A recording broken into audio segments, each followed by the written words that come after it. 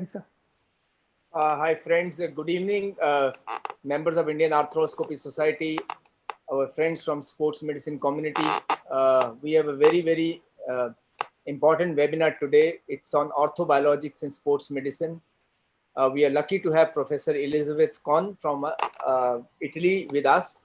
She's Vice President of ICRS. She has been a visitor to India previously as well, and she was with us in 2015 during the annual meeting of the Indian Cartilage Society in Chennai. Professor Elizaveta has got extensive research work in orthobiologics, and I would thank Dr. Shreyash for organizing this webinar with her. Dr. Shreyash, if you kindly can introduce Professor Elizaveta Kon, and we can then hear her thoughts on orthobiologics in sports medicine. Where are we today? Shreyash, please. Okay.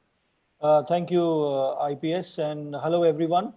Orthobiologics, as we know, has gained popularity in sports medicine and orthopedics to promote accelerated physiological healing and restore function. From basic science to clinical investigations, the use of PRP and bone marrow-derived mesenchymal stem cells has garnered continuous popularity. Particular to articular cartilage injury, the ultimate goal is to regenerate normal healthy hyaline cartilage. The current literature shows some promise in their clinical potential, but much is to be learned. And to share her experience, today we have Dr. Elizaveta Kon from Milan, Italy. She is a professor at the Humanitas University and the Humanitas Research Hospital Center for Function and Biological Reconstruction of the Knee in Milan, Italy. She is also a first Moscow State Medical University visiting professor. She is a world expert in the field of knee surgery, surgical and biological treatment of cartilage and osteocartilage defects, regenerative osteoarthritis medicine, sports traumatology, joint prosthetic replacement, treatment of bone loss with innovative materials. She completed a medical orthopedic degree from University of Bologna, Italy. Thereafter, she focused on scientific research, especially in the field of regenerative medicine, as well as clinical and surgical practice at the Rizzoli Orthopedic Institute and University of Bologna, which is very well renowned, and also was part of the team of Professor Maurilio Maracci. She was head of the Nanobiotechnology Laboratory of the RIT, which is the Research, Innovation and Technology Department of the Rizzoli Orthopedic Institute from 2012 to 2017. She obtained the National Scientific Qualification of Professor of First Level Competition Sector, Diseases of the Musculoskeletal System and Physical and Rehabilitation Medicine. She has been a scientific and organizational manager for several European and national research projects, has published over 140 articles in scientific journals of international interest. Some have received international awards, and she has also contributed to 38 book chapters. She has been editor of 3 volumes of orthopedic surgery and has participated in over 400 national and international scientific conferences as a speaker or a moderator. She's held various positions on the board of national and international scientific societies, ESCA, ICRS, and SIGA-SCOT, to name a few, and is the vice president of the International Cartilage and Repair Society, the ICRS.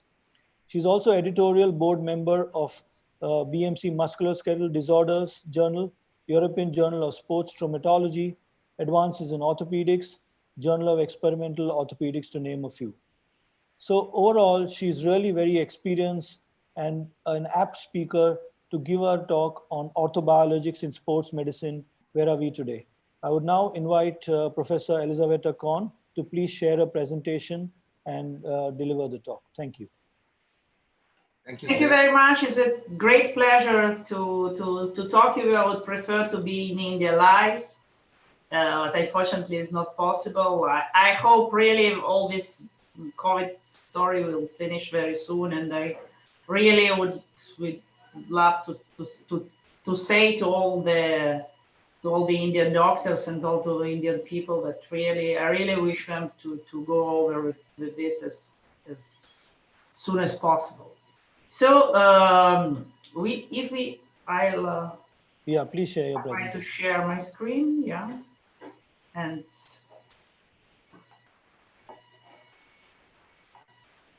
to do the presentation.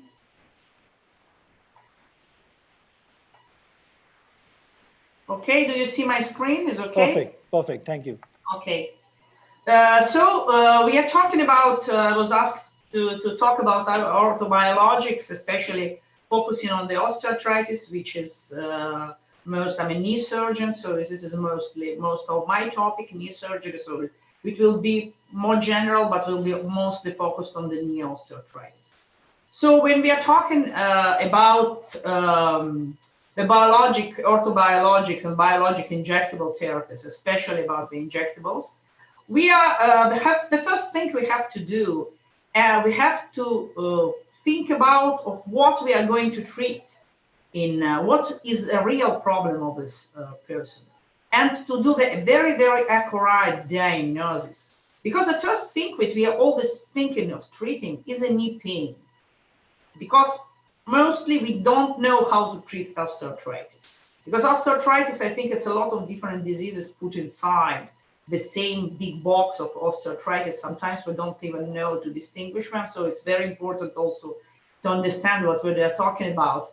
But the first thing is what we have to ask ourselves when we're looking at the patient and thinking about of using any type of biological injectables or any type of biologics is what we are going to treat in this patient. And most of the time the patients come because they're painful. And its very first slide is very general, is just to talk about and to tell that you have to be very, very careful to understand where this pain is coming from. Because sometimes you look on the MRI and you see on the MRI or X-rays, you see a lot of changes and you see, okay, this patient need a total knee. When you look on the patient, you have totally different pain. His pain is only on Pes serenus or something, and the knee is not swollen, so for sure you're not going to do a total knee on these patients. But the same thing have to be carefully done in the injection. So I just divided it. It's very, once again, it's very schematic, it's very general, but we are talking about intra-articular or extra-articular pain. So once you're talking about the extra-articular pain, probably biological injectables will not help this patient because the origin of pain is extra-articular, and putting whatever you want inside the joint will not have them, will not help them. Then also we have a big box of the intra-articular pain, which can go from the damage of the cartilage, we go from the damage of the meniscus, we go from the osteoarthritis, which we call osteoarthritis, which is also a lot of different diseases. It can come from the bone, not come from the joint. The joint can be okay, but the patient probably have a bone marrow edema or something. The pain is coming directly from the bone, it's not coming from the joint. So once again, I have some doubts that putting any type of biologics inside the joint can help him. Patient can have something para-rheumatic or close to rheumatic, so a lot of synovitis and inflammation in the joint, etc., etc., etc. So you really have to look very, very carefully on the patient and understand what, if not what his diagnosis is, because sometimes we even don't know what is his diagnosis is, and we'll never know. But at least what are you aiming? What is exactly your aim? And what type of pain the patient has. And the second question I also ask myself, once I'm sure the pain is coming inside the joint, and the pain probably is due to the articular damage, so the problem of symptoms of patients is an articular damage. So the articular damage, it's also very, very broad thing. So we are going from the cartilage defects to the severe osteoarthritis to severe inflammatory diseases, which is not rheumatic disease, so not rheumatoid arthritis, but the diseases which are very close to the rheumatoid arthritis or something like this, which is borderline. So it's completely different spectrum of the diseases. So really, I once again very schematically divided in 3 very big groups. When we're talking about cartilage defects, so probably the profile of your patients is a young sportive patient with isolated lesions, without signs of degeneration. When you're talking about the early osteoarthritis, which is mostly mechanical type of osteoarthritis,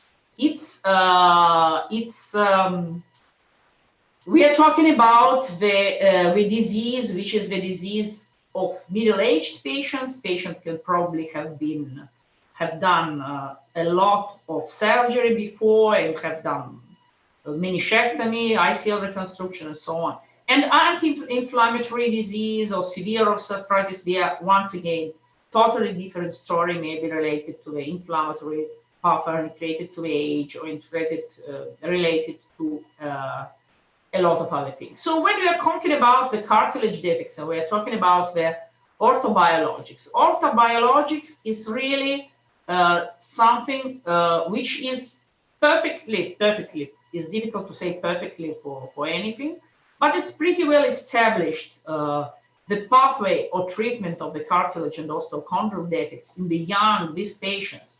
So we are talking about the focal lesions, once again, young patient, active sport activity. And these patients, there are also a lot of these patients live less and less and less and less, because after I can explain my view on the prevailing of the other patients now, but we still see these patients, and we have pretty much established pathway. This patient merits not just an orthobiological injections, not just biological injections, but they merit really a reconstructive treatment.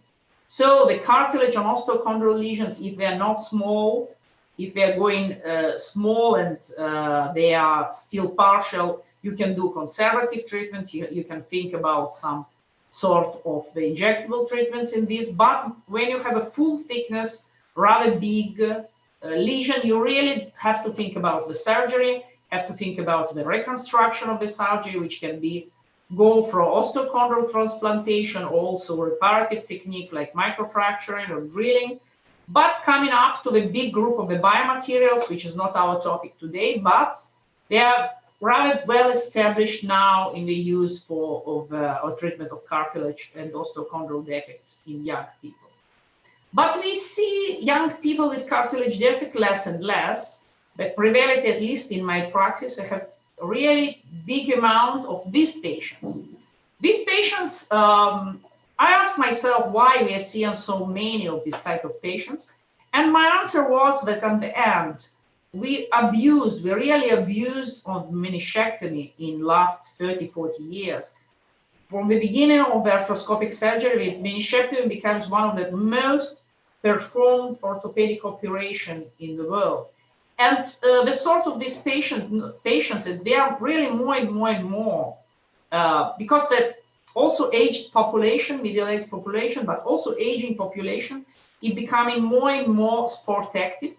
They're becoming the physiological requirements, the sports requirements, and requirements of just of normal life of these patients is much higher, respect to us thinking about what our parents wanted, or our grandparents wanted 50 years ago or 30 years ago. So now these patients, they want to run, they want to play tennis, they want to do all this, all sport activities.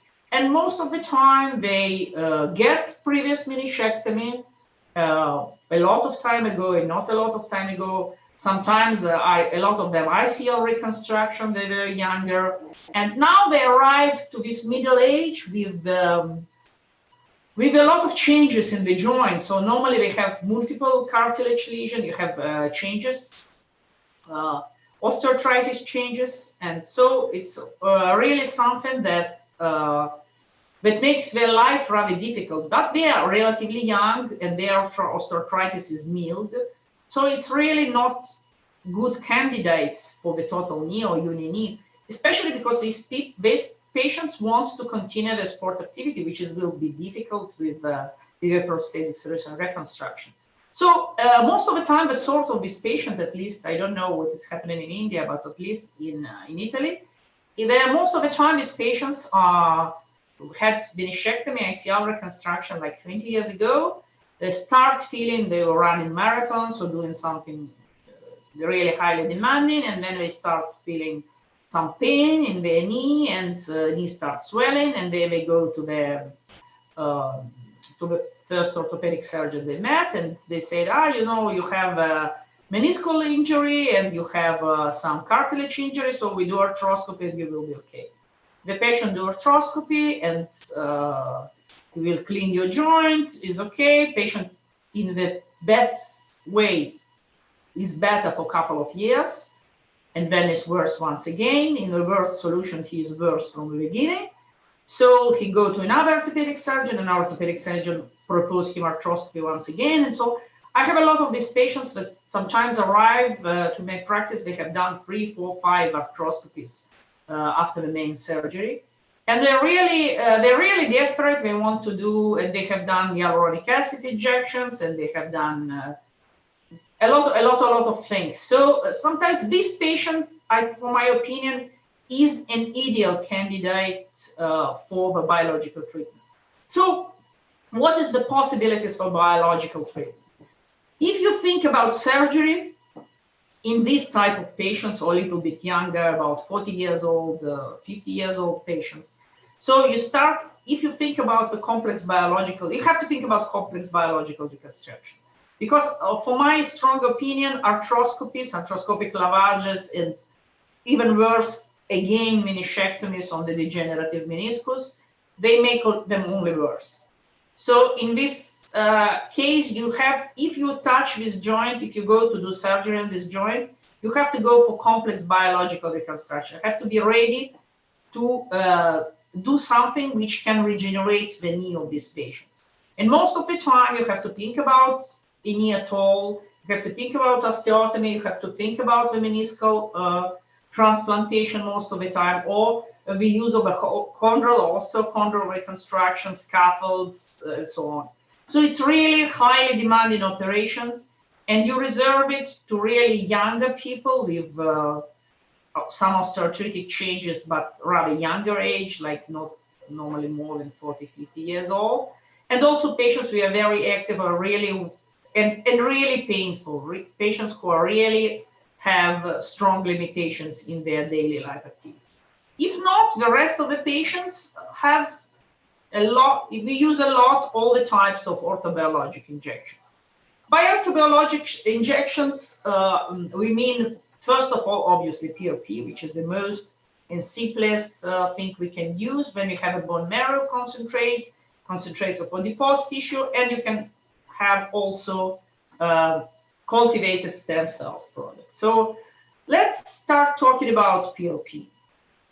The PRP is the first thing that really have been proposed as an orthobiological injectable treatment, and it had really had tremendous commercial success. It's really used everywhere, and used for intra-articular tendon, ligaments, muscles. It's used in plastic surgery, used to grow the hair, and it's used for dentistry. It's used really everywhere. And now we are using PRP for almost 15 or 15 years. So we really need some evidence, and we really have some evidence on the PRP. So the problem of the evidence of PRP, that most of the PRPs, there are a lot of types of preparations. There's a lot, really a lot of them, the different platelet concentrations. They have different compositions also. We have a PRP, we have PRP with leukocytes, we have a platelet-rich fibrin combinations, combination of leukocytes, and you have, for example, the very popular product, which is autologous conditioned plasma, which is basically, it's something in between of poor PRP without leukocyte and PPP, platelet-poor plasma. It's plasma with some concentration of platelets, which are not arriving on the levels of concentration you can call it PRP. So we really have all this combination and all these types of machines and all these kits which are commercially available. There are really a lot of them. And what was our story? We started a lot of this ago. This is one of the first papers we published. So we're back in 2011.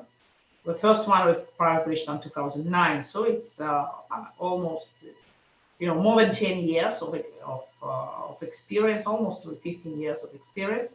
So this was one of the first patients where we compared. So it was not a randomized trial, it was just comparative. between hyaluronic acid, high and low molecular weight hyaluronic acid, and PRP.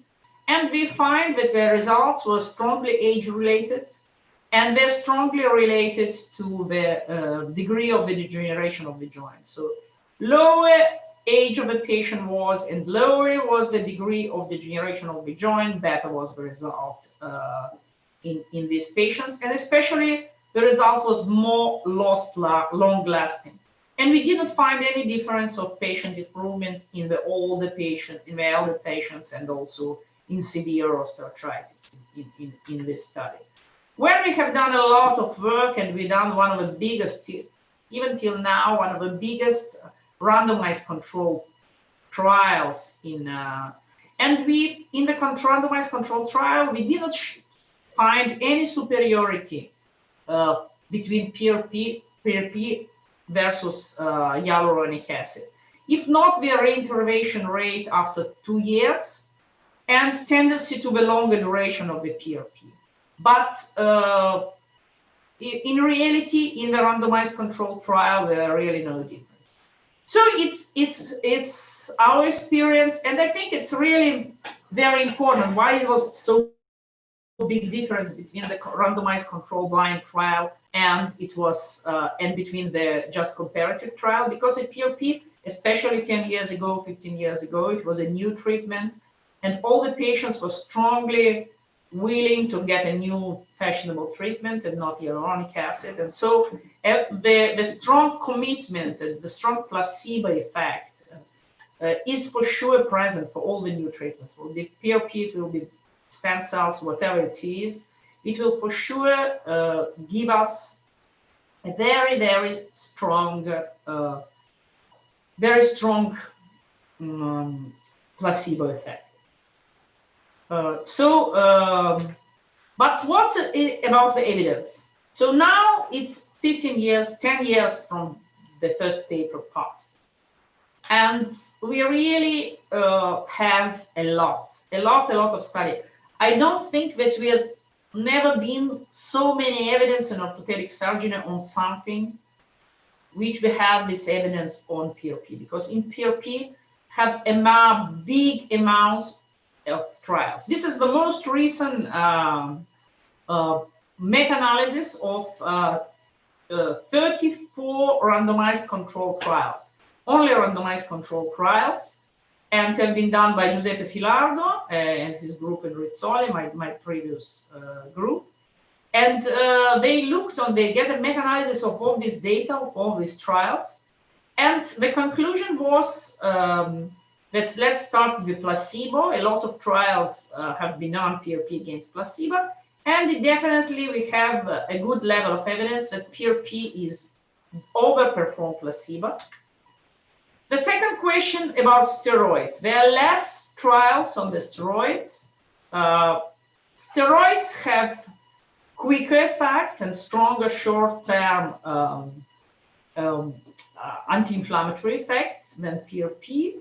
But on the end, especially if you look on the clinically significant results, we really get better results, especially on the longer term respect to the steroids. And the really huge amount of work have been dedicated to the comparison between main two competitors, which is PRP and hyaluronic acid. And you really see that there are almost no papers which favors hyaluronic acid. And at the end, if you do the meta-analysis, you see that you have yellow ones have a statistically significance and green ones have clinically significance.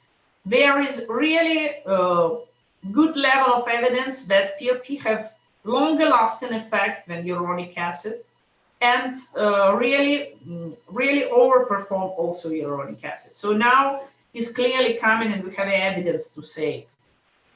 We performed also, this is our recent paper, it's just out like a couple of weeks ago. It's out in Expert Opinion Journal.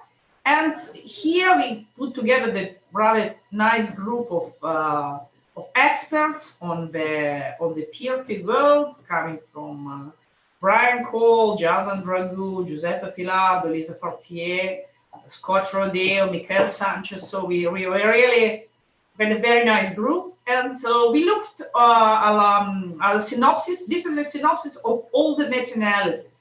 So it's sort of analysis of the meta-analysis, which is sound weird, but it really gives you an idea that is strong evidence, which arises from the same results, that in all clinical scores, PRP is longer lasting and better results compared to hyaluronic acid compared to placebo.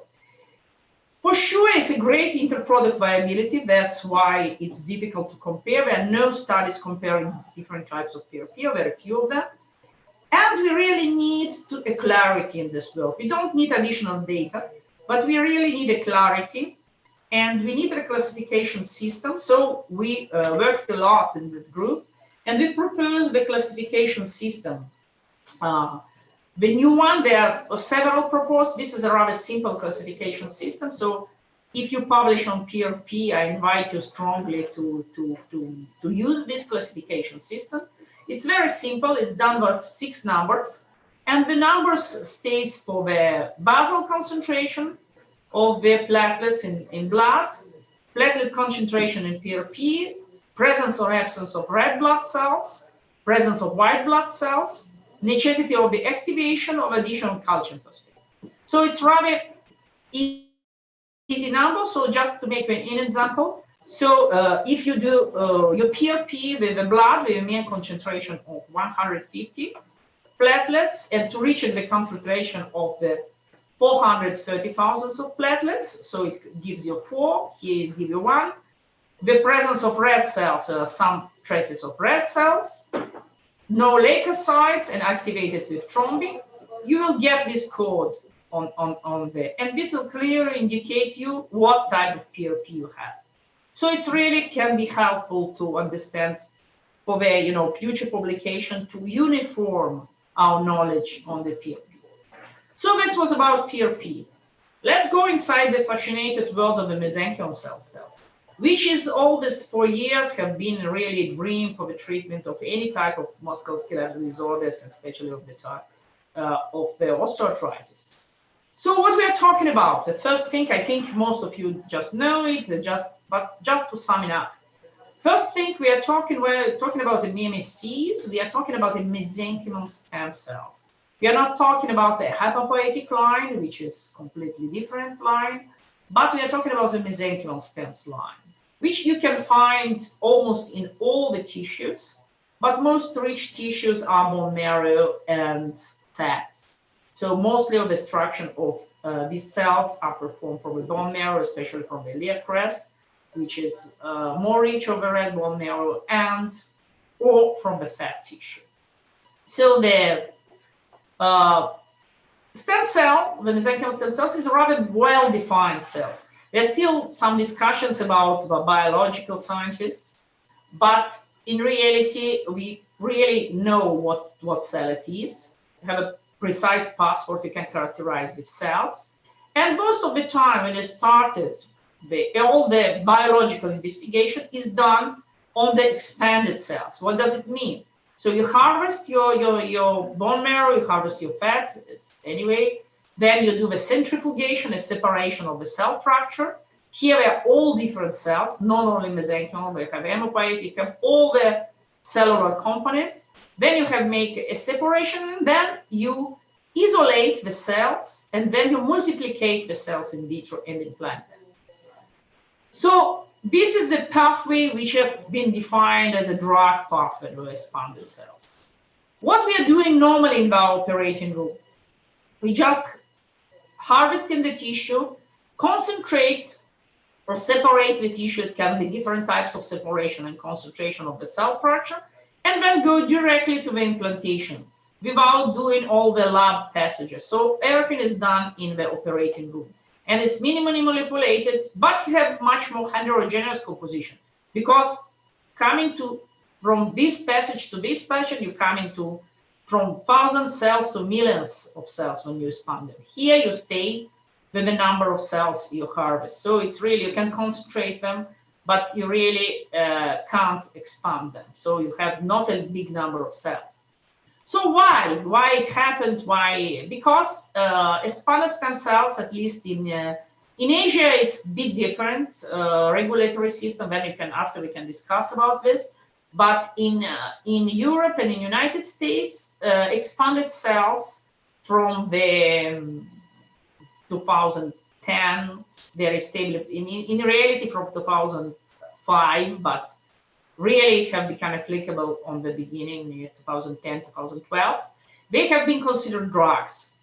So drugs, we go inside the drug world, which means really very, very expensive development and very expensive characterization of the cells, which is very difficult for biological product. And so this became almost impossible for most of the companies. Companies as though they strongly abandoned the expanded cells. So what most of the products have? Most of the products is going, this is the United States regulation, but the European one is pretty the same. So we're going inside so-called 510K exemption. What is 510K exemption? Exemption exemption is that you are using autologous tissue, and this is for all the, your tissue gets minimally manipulated. That means different things in different countries, but most of the time you can't do more than centrifuge or filter the tissue. You can't add collagenases, you can't add any type of reagents, any type of chemicals, and most of the time you can't go out of the operating room. So you're manipulated directly in the operating room. It has to be homologous use, which means this is very controversial because if you think that stem cells are everywhere, so it's always homologous use, but it's still under big discussion. The FDA and especially European agency, they try to say that the use of bone marrow in the knee, it's not homologous, but at the end they never come out with this declaration, but they tried to write it in the orientation letters in 2015, but afterwards it's a little bit abandoned. But for the moment, this is a gray zone. And then you have to use substantial equivalent. And most of these stem cell products are considered substantially equivalent to PRP because it's in reality most very similar devices are made for separation of cells of PRP. But what happened? So we started because we used expanded cells in the late 90s and 2000s, and then we start using just the concentrates of the tissue. So it means sort of involution, but sometimes it's not completely because the question came out that maybe it's better to maintain MSCs in their niches. So you have less MSCs, but more attached, and they're coming together with their niche and not have been removed from the niche, isolated and expanded. So maybe they are too healthy. So this is the rather old paper of Arne Kaplan, who is the founder of the concept, one of the founders of the concept of mesenchymal stem cells. So it's he states, because he was one who given the name MSC, mesenchymal stem cells. So at a certain point he said, no, it was wrong, I have to change the name. They are not mesenchymal stem cells, we should call them medicine and signal cells, because they are drugstores. They're everywhere, they're peri-sized, they stayed around the small capillaries, the small vessels, and they have immunomodulatory and trophic effects, which is more than they go in and they multiplicate and they rebuild the tissue, as we were thinking before. They call other cells and they work like immunomodulators. And so this changed also our approach, because if you think that you are using the cells to be immunomodulators, you really don't need a lot of them, but you need them strong. So we ask also ourselves this question: what is better, if you need to expand the cells on you, or you can use just the tissue concentrates? And we started this several years ago in this experiment, because this question you have to ask it to the animal models, and it's difficult to ask it to clinical studies. So we tried to compare on the rabbit model of osteoarthritis, which is just a cut of anterior cruciate ligament, which creates rather strong osteoarthritis in rabbits. So we created 4 groups. We used the untreated, so just saline injection.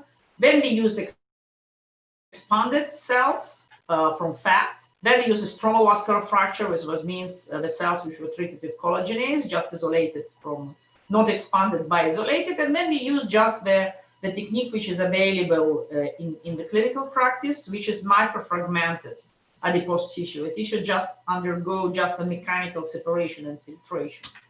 And result was rather interesting, because we find that there are no need for cell expansion, and then we get exactly the same, even not better result on the prevention of osteoarthritis when you're using microfragmented fat respect to the expanded and isolated cells. So this gives us possibility to in the hope that even if it's simpler, probably we can use the cells, the not expanded cells, and they are rather effective. So what's about clinical application? The clinical application, as you can see, much less papers respect to the number of PRP studies. But here you see it's also coming out. This is the paper from 2000 we have done in 2016. Now we have 4 years after, so this curve going up and up and up and up. And really we have very heterogeneous studies. Really very heterogeneous, coming from, this is expanded cells, this is a concentrates. It's really very, even much more heterogeneous than PRP. But analyzing this study, we find that mostly, very important thing, we have not find major adverse events related to the treatment. So when we're talking about tumorigenesis, which is tumors is the most important possible adverse event of the cell treatment. So never have been seen tumorigenesis in this treatment. And most of the time we show clinical benefits. And obviously, younger you are, slimmer you are, and lower degree of the osteoarthritis is better it is. We looked very recently, this is from 2019, we look only on the studies which were using minimally manipulated cells. So fat, concentrated fat, or concentrated bone marrow. We find not a lot of things, because it's really also very heterogeneous. We find the tendency to use bone marrow more associated with scaffolds and surgical implantation. SOF as fat tissue is more used like just injectable for OA. This is a tendency, but there are really different ways and different therapeutic protocols and different ways of evaluation. So if you see that the Coleman score, which is the score of the quality of studies, is rather low in the study. So we really need, here we really still need the higher quality. So coming up to the particular things, more clinical, what we are working in now, I was thinking that injection just in the joint, as we started before, sometimes is not enough, because osteoarthritis is a multifactorial disease, and most of the time you need really to address also surrounding tissue, to address bone, meniscus, and so on. And so we are thinking about an intralesional stem cell injection, in this case the bone. It was very used in the hip, but basically never used in the knee. So what does that mean? What we are thinking about the intervention, which is rather common for the osteonecrosis of the hip, which is cord decompression. Their biological augmentation, which means various types of preparation coming from expanded stem cells up to bone marrow concentrates. There are 47 articles have been present in 2018, and we have performed a meta-analysis and find that we are really important difference, and they really proved that biological augmentation in hip osteonecrosis inside the bone is helpful with respect to the cord decompression. So we started this study on the knee, which was dedicated to the knee osteoarthritis, uni-knee arthritis, which is combined with some bone marrow edema. All these patients have the region of edema on the femur and the tibia, and combined with not extreme degree up to Kellgren 3 of the osteoarthritis.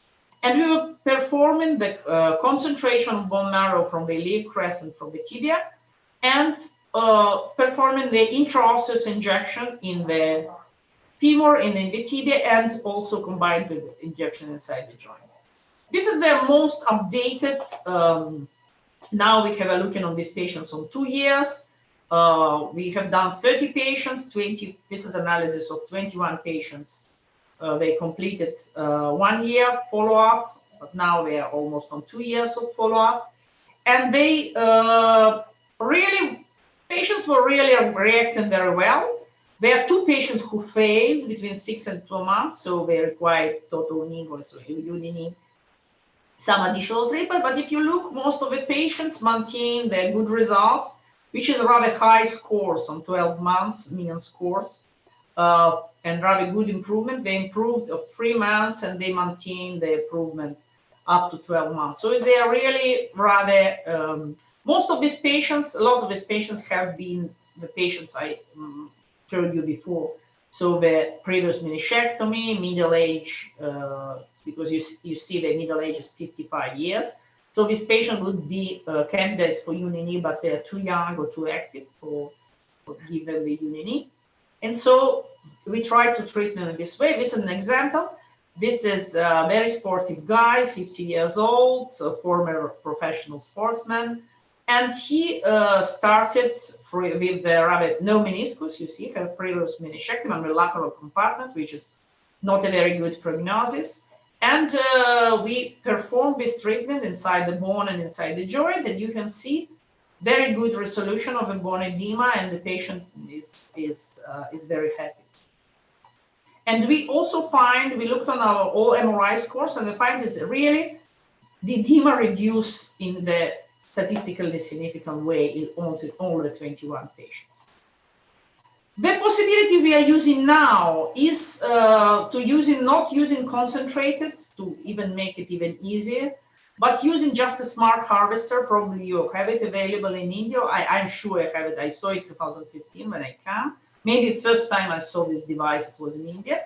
Probably. I think a very, very smart device that permits you to harvest the bone marrow in a very concentrated way. So you harvest not the blood, but you harvest just the very concentrated bone marrow that you might avoid also to concentrate. Or you can concentrate it also, but you might avoid to concentrate it.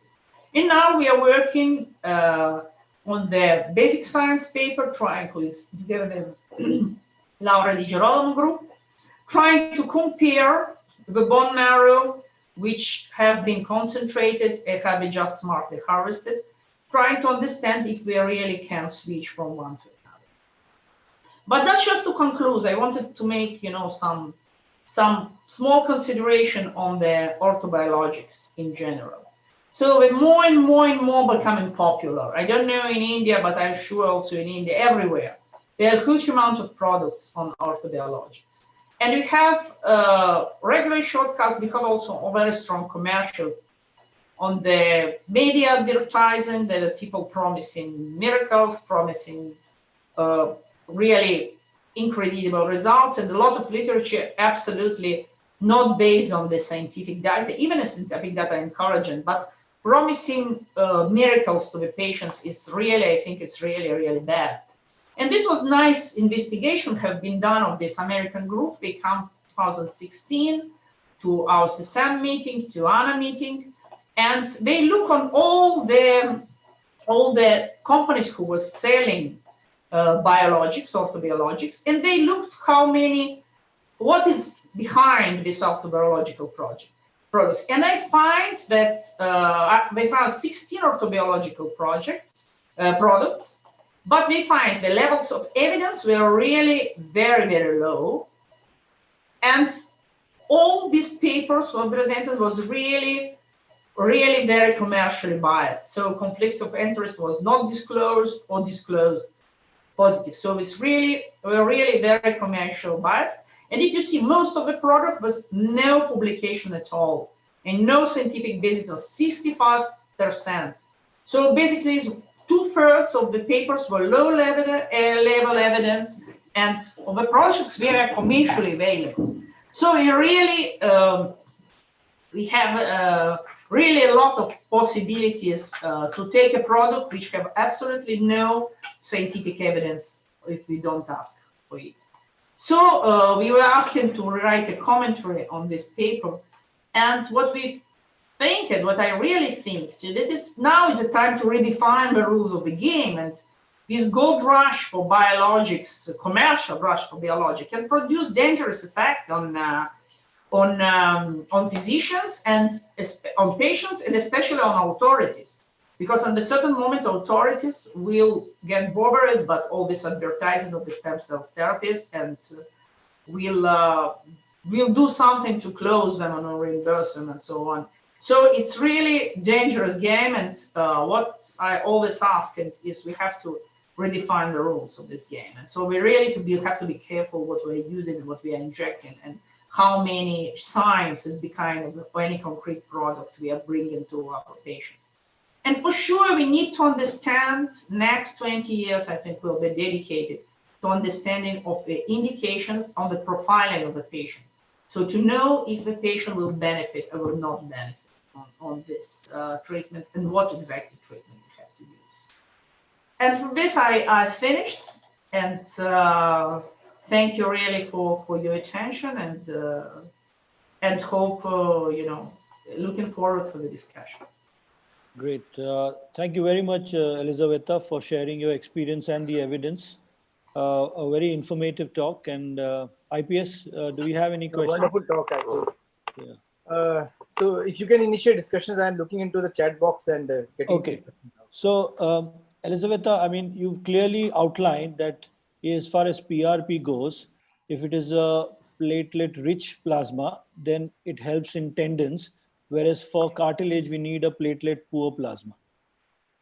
Is that so? Leukocyte poor or platelet or leukocyte-low plasma?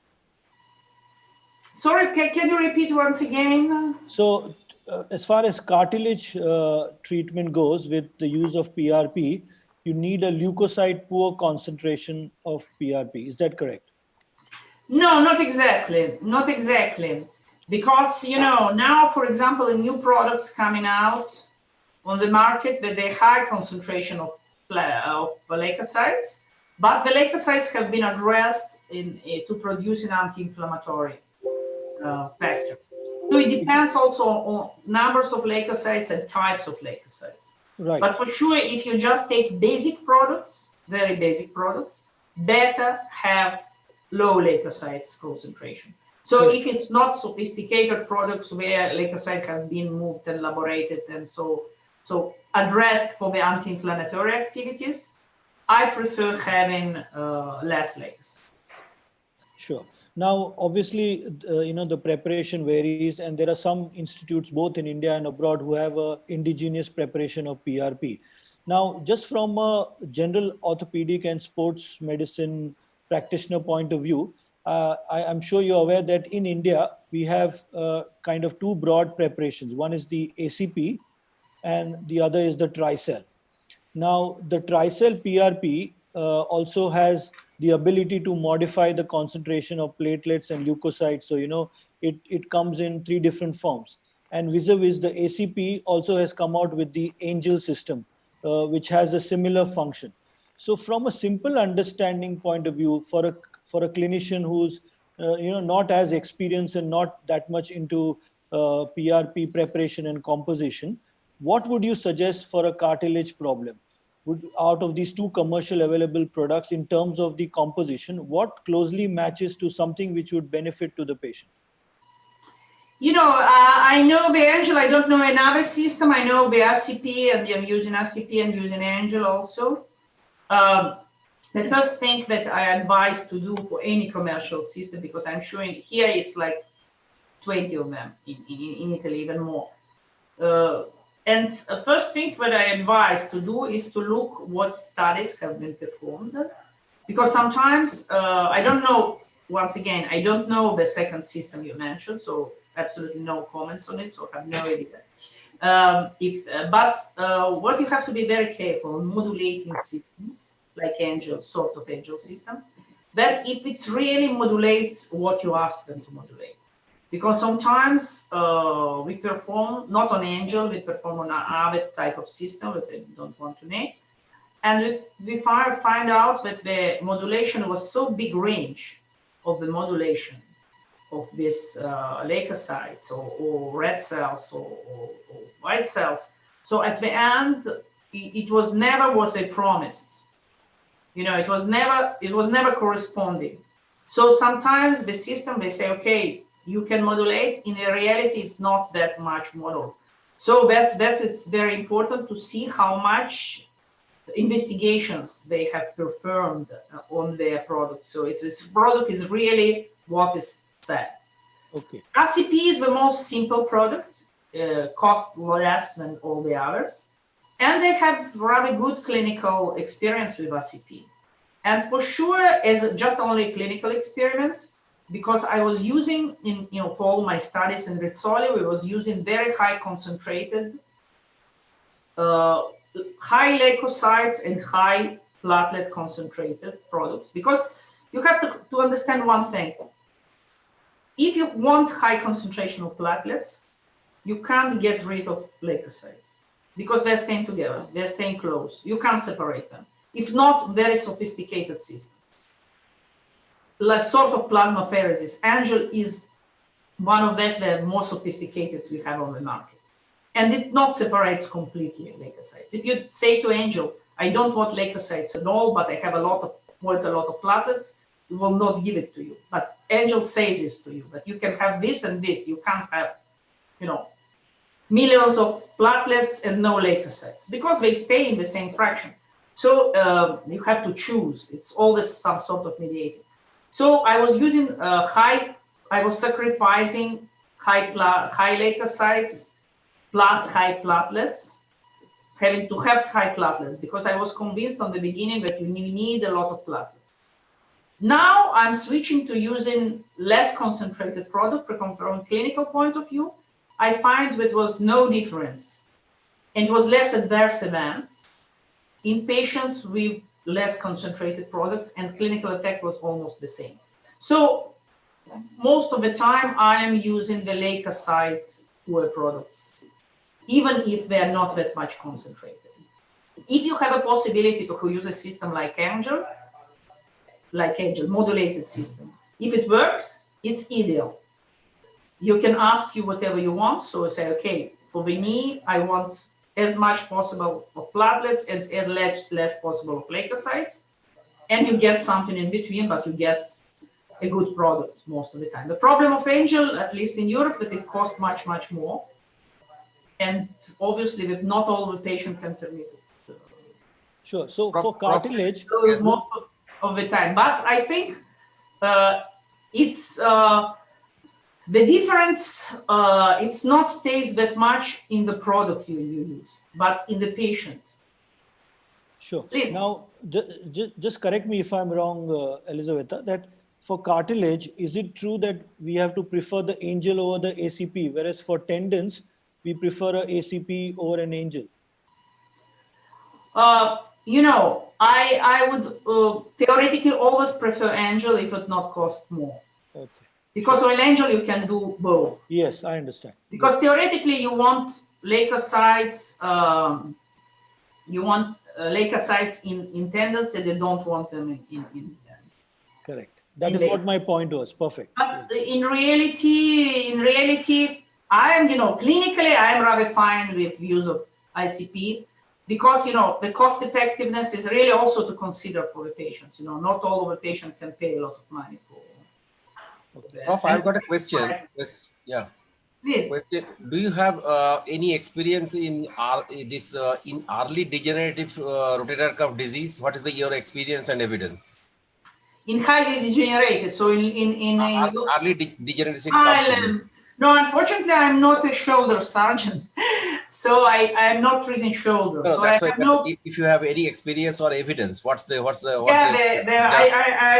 don't have personal experience, but I have indirect experience with a shoulder group we're working here in Humanitas, and there are some literature. There are not so many literature than is in knee, but there are some literature.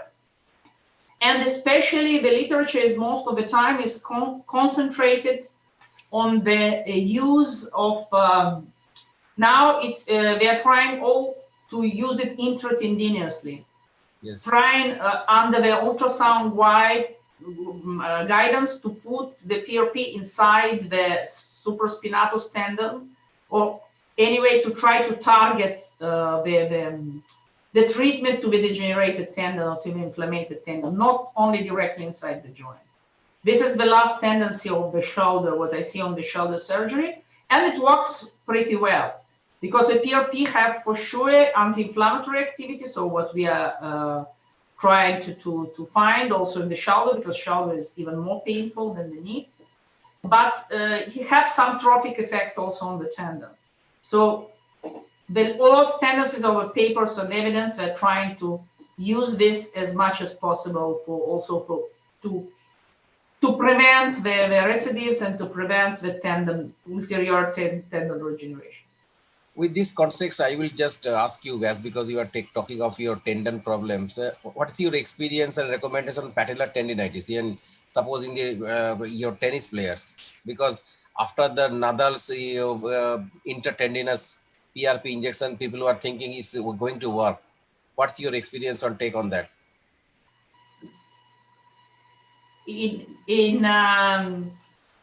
I'm once again not upper limb, but not my clinical focus. But on elbow tennis, there are a lot of evidence. There are more evidence than on shoulder. That's really a lot of evidence, a lot of papers showing that it's overperforming the cortisone. Even not talking about that the cortisone is much more dangerous inside the tendons, but just as an effect, PRP is much better than cortisone, even as a clinical, immediate clinical effect, which is not happening in the knee. In the knee, cortisone is quicker. But in the tennis elbow, it has been shown to be one of the best indications for PRP, and one of the first indications that people start using. For patellar tendon, madam? Are you using patellar tendon? Yeah, because after the Nadal's patellar tendon PRP injection, people are thinking it is going to do magic. So what's your take on that? Patellar tendon is tricky. Patellar tendon also Achilles tendon. We performed both studies, patellar tendon and Achilles tendon.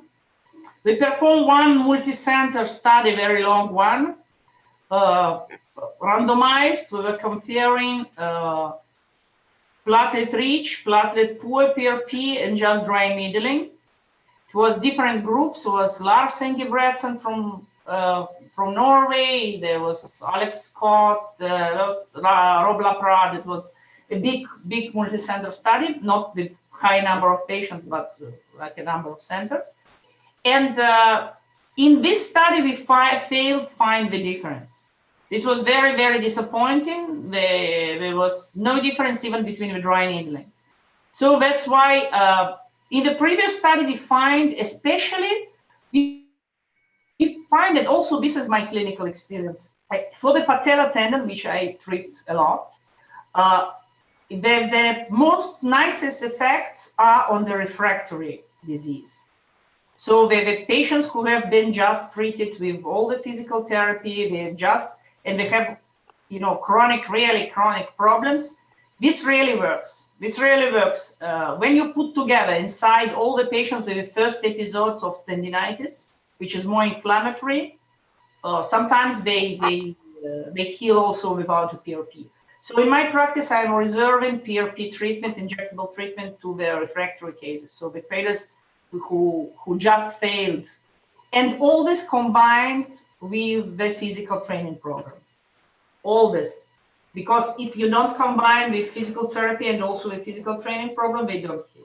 This will be also shown in the study.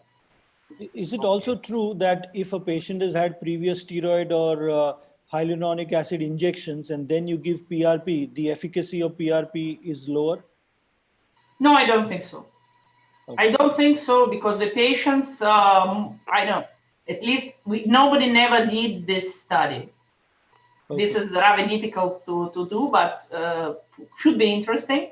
Sure. But my sensation is that most of the patients who come for PRP, who get treated PRP, have just been done several cycles of hyaluronic acid.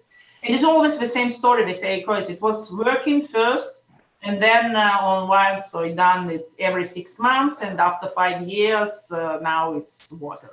So that's what normally patients say. And what so, is no, I don't think that you start doing the PRP and PRP works. So I don't think it depends or not depends, which is dangerous, for my opinion. Patients that they come and they say, I have this problem, I have a knee pain, I did the cycle of hyaluronic acid. Consider that you have to use good hyaluronic acid, because hyaluronic acids are all different. But they have done cycle of good hyaluronic acid, and they say one, and they say absolutely no effect at all on hyaluronic acid. In this case, I have some doubts, because I start investigated them a little bit better and start of thinking that, because if it not react on hyaluronic acid at all, never, I'm afraid that they have some problem that might not react also here. This is something, you know, some mechanisms are common with hyaluronic acid. So this is my sensation. In fact, I'm very afraid of people that they are, what I'm always, you know, very careful on doing PRP on patients with this sort of similar rheumatic pattern. So very big knees, swollen, huge synovitis, a lot of pain, a lot of, you know, something very active. These patients, it happened to me that they had adverse events on PRP, because this is something inflammatory. Another type of patient is chondrocalcinosis. They also might have adverse events from PRP, because the patients with chondrocalcinosis, they really, you know, not to touch. They to touch less as possible, because they might react on whatever you're doing to their knee. Especially you're doing arthroscopy. Arthroscopies are not terrible. And this type of patients are also dangerous. So I'm very careful. I explain them very well, so we can try, but we can have an adverse event. So I think it's always very important to talk to the patient and manage their expectations, because it was saying on the end, so I know a lot of people and a lot of colleagues were saying, you know, okay, with one injection you go for forever, and you know, you will be okay for all your life, and your knee will regenerate. And this is not true. And this is very important to tell people the truth. So how many injections do you give for knee osteoarthritis? How many PRP injections do you give for knee osteoarthritic patients? It depends on what PRP I'm using. For RCP, I'm using 3 injections. Once a month? RCP is always the same amount as 3 cc. Okay. The duration? It's standard. RCP gives you from 3 to 4 cc. Gives you. He is asking at which interval? Every month? Every month or 3 weeks you are giving? Sorry, once again? Interval between the 2 injections, like 3 weeks or 1 month? From 2 to 3 weeks. 2 to 3 weeks. Yeah, we usually follow the 3 weeks principle. Yeah. Yeah. Now, there is a question from my side. Yeah, which is almost comfortable for a patient. Sometimes I wait 3 weeks, 1 month, at least not go below 3 months for tendons. For tendons, I always stay on 3 weeks, not 2. Okay. Because tendons are also very, very painful. So the patients, you know, have to give them a little bit of interval in between the injections. Ma'am, also I have read one article, and also some of the hip guys, they are telling, suppose in the early osteonecrosis of the hip after core decompression with small drill holes, they are advocating the PRPs. Do you have any literature support on that? What's your take on that? Inside the bone? Inside the bone, yeah. Like for the core decompression, they are making 3-4 holes, 5-6 holes, and in that tunnel they are giving the PRPs for the early FICAT 1 and 2. Yeah, on the hip it have been done. It was it's more done with bone marrow than with PRP, but it's used also for PRP in the hip. In the knee, Miquel Sanchez had published a paper. He did it with PRP. exactly what we did. I show you what we did with bone marrow. So injecting inside the bone directly. Mikhail published the paper we're doing with PRP. And also we published with Russian group just very recently on an international orthopedic journal. We published also the use of PRP in the bone in the knee. Yeah, yeah. That's why And I'm this asking. is, I think this is a good principle, is a good idea. I'm doing it with bone marrow for one reason, because with bone marrow is more concentrated tissue. It's more, there are more cells, there are more growth factors, there are stronger respect to the PRP. And that's why I'm not doing bone injections in the outpatient. I have to bring them to the operating room. As far as I'm bringing them to the operating room, I'm harvesting directly bone marrow and not the blood. That's in really logical reasons why I'm using bone marrow for these patients and not PRP. But I think also PRP can work. You have to use smaller needles. And I know that people doing it in outpatient. It depends on the resistance of the patient because it's painful. It's not. We are doing. We just there is a demonstration. They're doing it. Yeah, no, I'm not doing. But during the demonstration in Calcutta, you might be listening to Professor Gauri Neni, who is a big hip surgeon in US. He came here and he also demonstrated one case in Calcutta, and he was also recommending of putting the bone marrow and also the PRPs. That time we had some discussion on that. That's why I'm asking you. Yeah, I think Elizaveta, as you rightly said, for these bone lesions, BMAC works better than PRP. Now talking about BMACs for cartilage defects, is it true that BMAC is equal, if not better, than MACI in terms of cartilage defect repair, because it's a single stage procedure, whereas the MACI which we have in India is the so-called ACI is 2-stage? Because there is evidence which says BMAC is equivalent, if not better. No, in reality, there are no evidence. There are a couple of papers that showing with collagen membrane, with Gajjar membrane. They showed that we are equal clinical results adding bone marrow and to compare the historical results of MESI. That's it. But it's always a little bit better quality with chondrocytes of the cartilage. It's also a little bit better from a histological point of view. So I was a big fan of chondrocytes in the beginning of 2000s, and I hope really they will come back, because for certain type of patient, which is young patients with big lesions, chondrocytes might still be, really, because the quality of cartilage you obtained with chondrocytes, we never obtained with other techniques. Obviously, we can't use chondrocytes. There are no chondrocytes product for the moment. Now, it seems that one product has been approved, so it's coming, but it's always complicated to use. And as you said, it's 2 surgeries. So this is a big advantage. But it gives you a little bit, especially when you're talking about very young patients. So you hope your graft will last forever.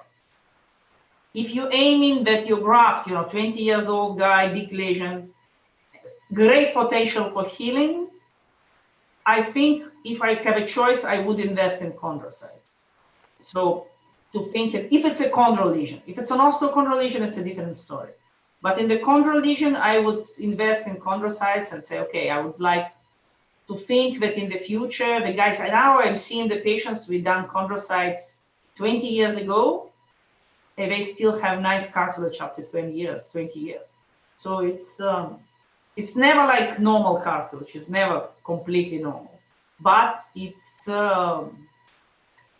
better than with microfracture with other techniques. So this is a long term experience. So we will know it in 20 years, what will happen with these new patients. But my sensation is that chondrocytes gives you a little better tissue. But anyway, bone marrow works very well with scaffolds. IPS? 2 questions here. One question is, in cases where there was meniscus tear with bone marrow edema, and you did injection of bone marrow into the bone as well, and you showed that the bone marrow edema actually subsides, we understand that all these edemas are secondary to the stresses onto the subchondral bone because of absence of meniscus. So do these injections just give temporary pain relief? What is your take? Absolutely. Absolutely. You're absolutely right. Now I'm focusing really a lot on meniscus. Meniscus always been my lab. And now we are focusing really a lot on meniscal regeneration. I think meniscus is much more important than cartilage on this type of patient when the patient is younger. The patient we treated, unfortunately, was not eligible for the meniscal transplantation. We thought about meniscal transplantation, but he had completely no cartilage anymore. So this is a contraindication for the meniscal transplantation, at least in Italy. And so we tried to give his pain away and to prolong as much as possible his sport activity. He's 50 years old and he is tennis trainer. So he really needed, you know, any time we can buy for him, it's okay. But I for sure, if he had a better cartilage, I would for sure go for the meniscal allograft, or meniscal transplantation, but in this case, you have to do meniscal transplantation plus osteotomy to protect the lateral compartment because he was a little bit valgus. So it's a big surgery for the patients. He's highly demanding. He's not playing for at least 6 months. So it's have to be balanced. You have to talk with your patient and balance. But I absolutely agree. The indication in this case is meniscus plus osteotomy. Yep. And it's not just substituted by the injection, no. Okay. Dr. D'Souza has asked a question. He says that how do you follow up these patients after orthobiologic interventions? Like for an early arthritis, you give an injection, and is it a clinical follow-up or is it an MRI preferred follow-up where you see that cartilage regeneration is happening? So how do you? Yes, we followed the patients with MRI on our studies. For PRP, it's really not small, not detectable changes. Not at least you can speculate if you have a lot of patients. We didn't have enough numbers to speculate. You have some less, progression of degeneration. We can think about this. On animal model, for sure, it works, but on the human model, it's difficult to prove. What I see dramatically, the ones with the intraosseous injection, the one where we injected the bone. Here you see really big change in MRI. So we see statistical reduction of bone marrow edema immediately. We're doing MRIs 3 months or 6 months after the intervention, and they have really important reduction of bone marrow edema. And little bit better in cartilage morphology, but this is really, once again, have to be very sophisticated to detect. But what you can see on bone marrow edema is reduced strongly. So have you done any quantification, classification to see that this was grade 3 has come to grade 2 or grade 1 now? Is there a quantification of the edema somehow by surface area? Yeah. Or yeah, you do that. Edema, you can use worms or blocks scores for quantifying the edema. We were using worms. Now we are working on the software with our radiology department. We are working on the software. We just started. It's the commercially available software, but you need to know how to apply it, and radiologists might, learn it. But we're working on it on quantification of the edema, just to have numbers, to have quantified. Because once you have numbers, you can do much better evaluation. Because normally it's it's radiologists start looking on the MRIs. It's less, it's more. If the signal is better, it's all evaluation depending on the radiologist.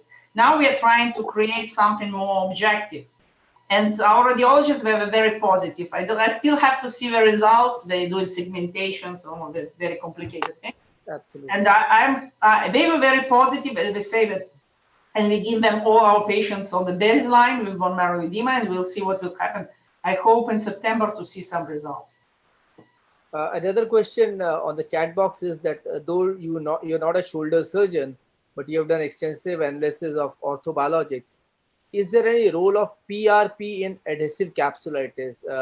Does PRP work as an anti-inflammatory mechanism in cases of adhesive capsulitis of shoulder for pain relief and improvement of the movements of the patient shoulder.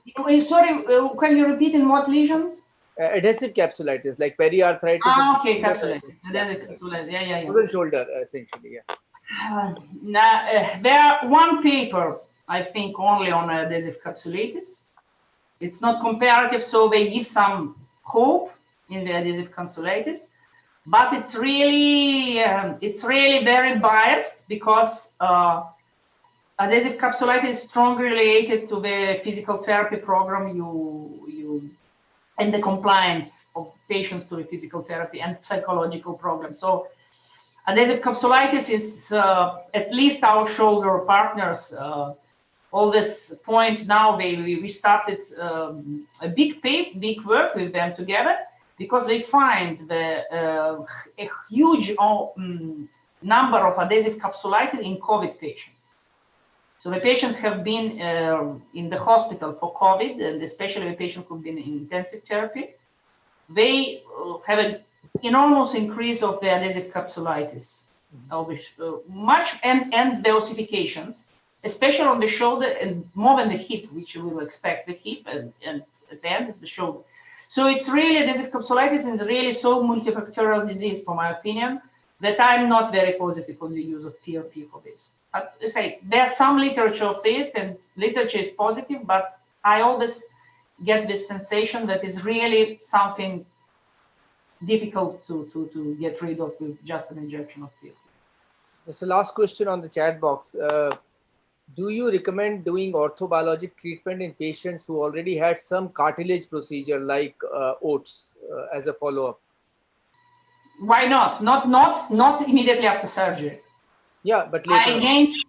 I'm totally against all injectables 6 months before and 6 months after surgery. Never inject nothing in the patients. If not, in some clinical studies we have something, but I prefer not to touch them too close to surgery.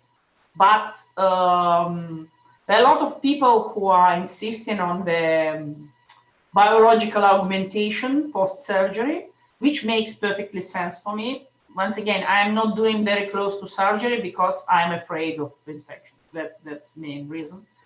So this is the only reason. But theoretically, why not? Anything after 6 months is safe and probably is helpful also.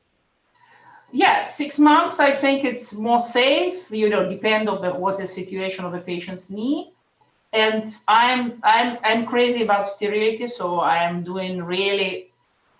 Trying to do also these stupid injections with sterile conditions in outpatients. So this is especially with patients who underwent surgery not very long ago, because infection after the injection is really bad, yeah, for sure. It really ruins your life for a lot of months. Just another question has come up. Do you prescribe anti-inflammatory medicines after a PRP injection? Because some patients often have a lot of pain after an injection. Or is it contraindicated to give anti-inflammatory medicines after PRP injection? So we have a medicine like NSAIDs. Yeah, like NSAIDs. NSAIDs. You give it or just a Panadol for pain relief? I ask them to avoid NSAIDs before, because NSAIDs reduce the number of platelets. Yeah. So they ask to avoid NSAIDs for 3 days before the PRP injection. But I don't see any reason why not to permit them to take NSAIDs. After. So after they can take it. I'd ask them to wait 1 day, but in reality, the only reason to avoid NSAIDs is the platelet reduction.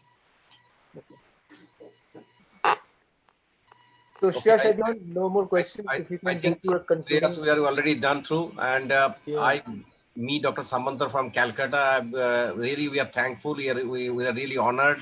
You have given and also this is a great honor because we shared your knowledge with throughout the country and all my colleagues, arthroscopy friends. Being the secretary of the association, I really I am thankful and grateful from the association. Over to Shreyash, and also special thanks to Shreyash for arranging this meeting, and really we enjoyed your talk. Elizabeth, thanks very much. You've been very patient with the discussion, and your talk was also very informative. So it's really been very helpful and enlightening to all of us. And hopefully at some point in the future, we look forward to meeting you in India during one of our meetings. Absolutely. Yeah, I conserve wonderful memories of 2015 when I come to Chennai, and I love India, and I really hope to be back as soon as possible. And I hope really you will be all stay safe. I think world is going to open up soon, so hopefully we'll start traveling again. Thank you very much, Elizabeth, for giving your insights into orthobiologics. And it was a fun for us to listen to your talk. Thank you very much and have a nice day. Thanks a lot, Elizabeth. Bye. Thank you very much. Really, it was a great pleasure and a big honor. Thank you. Bye. Thank you. Thank you. Friends, Bye. that was a wonderful talk by Elizabeth Kon, and she was Vice President of ICRS. Her extensive experience was helpful to all of us to understand orthobiologics, which is so big an issue these days. Join us on 4th of August, 7 p.m. for a basic arthroscopy class, where we're going to talk about complications of ACL surgery. And we have Dr. Sachin Tapaswi, who is going to lead the show. So come at 7 p.m. On 4th August for our basic arthroscopy series on complications in ACL surgery by Dr. Sachin Tapaswi and Dr. Anshu Shekhar. Have a nice day. Thank you very much, friends. Thank you. Thank you. Bye. Take care.